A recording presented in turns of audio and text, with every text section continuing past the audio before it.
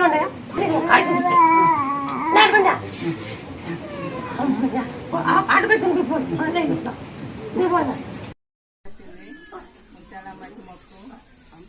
నా మనకి చదివే తందు పంపించిన చదువుకున్నాడు.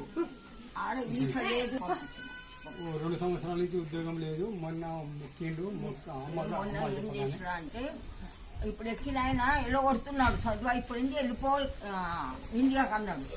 అంటే నీ బొట్టు నీ రూపం చూపించిన ఎక్కడ పెట్టుకో అంటే వీసా వచ్చింది, కొలుగు వచ్చింది, కట్నం పంపించింది. వచ్చి దర్శనం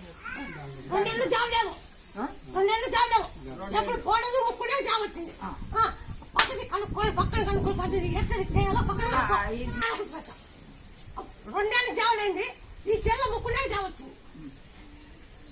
వచ్చిందే కదా వచ్చింది మాటలా లేదు. వచ్చేసేమన్నాం మేము. అమెరికా నుంచి వద్దు, ఇక్కడ చేసుకో అన్నాం.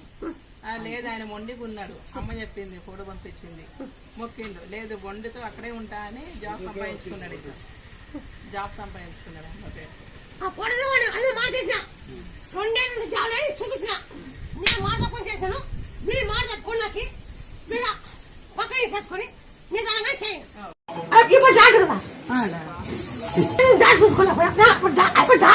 వాళ్ళు పెద్ద డాక్టర్ ద్వారా కాలేదనే కదా నీ దగ్గరకు వచ్చినది.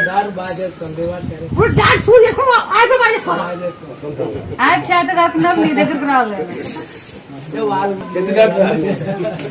కర్నూలులో డాక్టర్ చేతే కాలేదు. నీ నిమ్మకాయలే పనిచేసినాయి.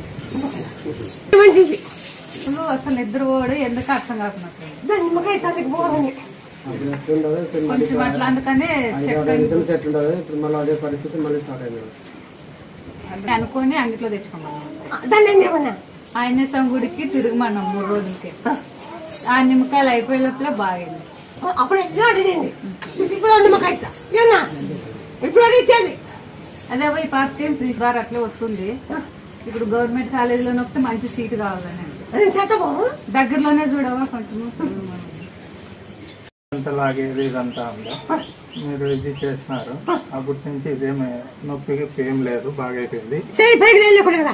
ఇది జోమ్ వచ్చి ఇది చేసి నొప్పి ఉండే, కాలు చెయ్యి ఇదంతా బాగా అయిపోయింది. తల రొంత తిరిగేది, అప్పుడప్పుడు నచ్చేది ఉండే. అన్ని దంచి పెట్టమన్నారు, పెడుతున్నాము.